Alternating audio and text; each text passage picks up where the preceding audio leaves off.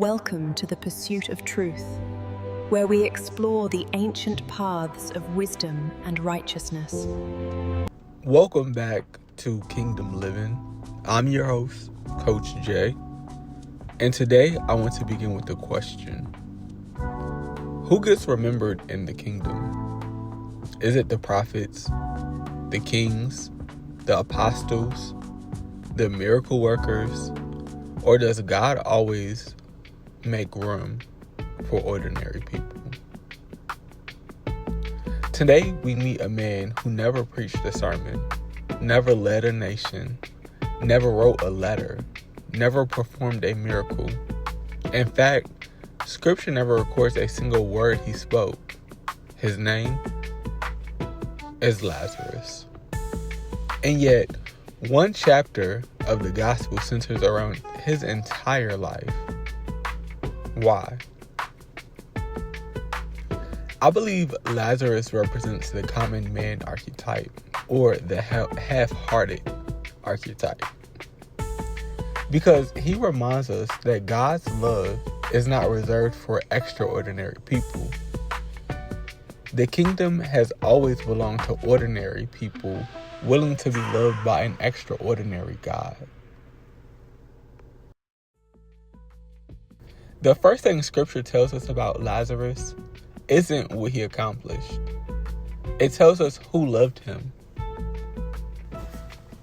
When Lazarus became sick, his sister sent a message to Jesus. Lord, the one you love is sick. Notice what they didn't say. They didn't say a list of his achievements. They didn't explain why he deserved healing. They simply appealed to the relationship. The one you love. What a beautiful way to be known. Not by success, not by reputation, but by the love of Christ. Perhaps that's where the kingdom begins. Not with what we've done for God, but with God's love for us. Sure, Jesus delays his arrival and Lazarus dies. He's buried for 4 days. Hope has expired, yet Jesus arrives anyway. Standing before the tomb, he doesn't deliver a speech. He simply calls out, Lazarus, come out. Imagine hearing your own name spoken by the one who created life itself. Death had gripped him. The grave had gripped him. Fear had gripped him. But the love of Christ was greater. Is greater. To this day, greater. And Lazarus walks out wrapped in burial clothes. And Jesus said, unbind him and let him go. Notice this. Jesus said, unbind him and let him go. Which tells us Jesus has raised Lazarus. And then something remarkable happens. Lazarus disappears into the background. He never becomes famous. He never seeks attention.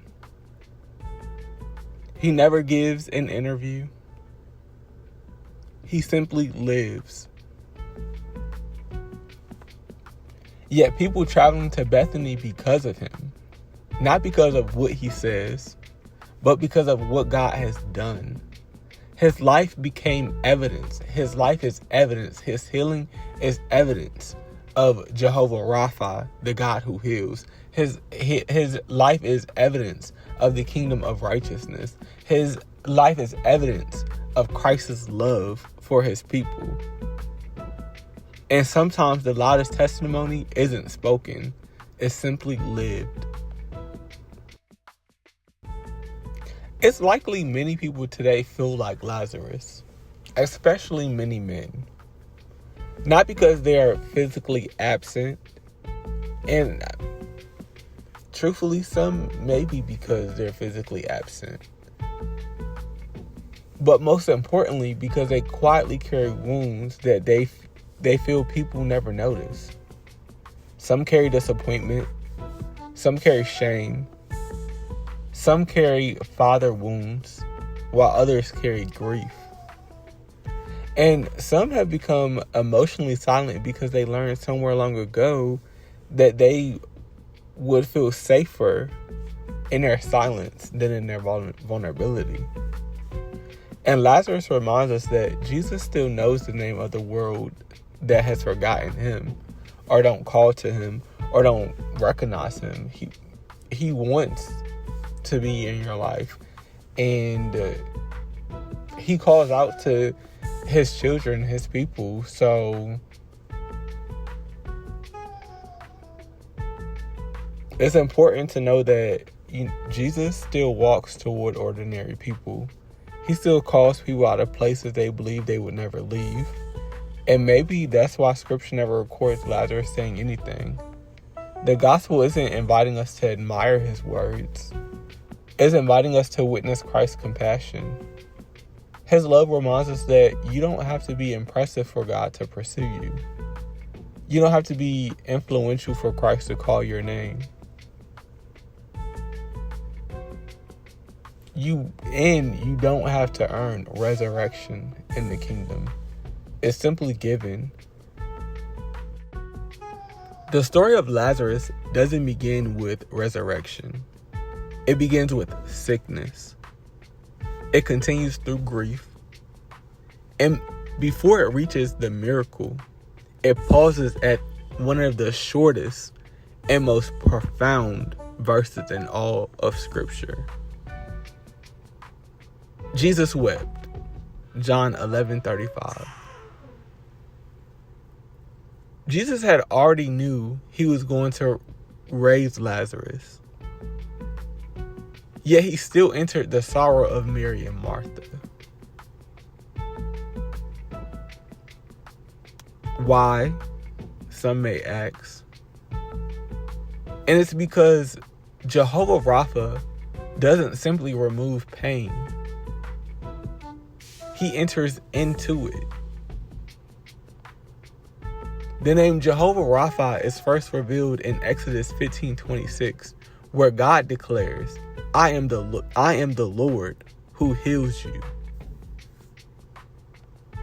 God doesn't merely say that he heals. Healing is a part of God's character. Throughout Scripture, we watch the character unfold. He heals bitter waters in Exodus 15, verse 22 through 26. He heals bodies in 2 Kings chapter 5, verse 1 through 14, and in Mark chapter 1, verses 4 through 42. He heals broken hearts in Psalms 147, verse 3. And in Bethany, he heals a family devastated by death. Before Jesus restored Lazarus, he first ministered to those he loved and who loved him. He reminded Martha, I am the resurrection and the life.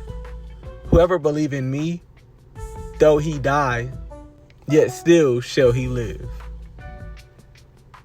He receives Mary's grief with compassion before he displayed his power.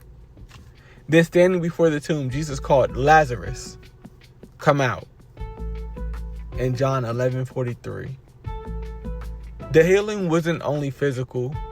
Hope was restored. Faith was strengthened. A family was reunited. A community witnessed the glory of God. And that's why the prophet Isaiah declared, by his wounds we are healed, in Isaiah 53 verse 5. The healing Christ brings reaches far beyond our bodies. Like I've shared, he heals our hearts, he heals our minds, he heals our relationship. He heals our identity.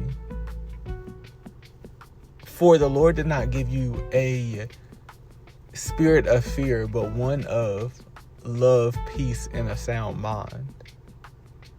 And today we especially pray for the healing of our men. May Jehovah Rapha restore the places where disappointment has become passivity, where shame has become silence, and where fear has replaced faith. And Lord, we issue an injunction on isolation, which keeps us from living fully in the kingdom of God. The kingdom doesn't need perfect men. It needs healed men.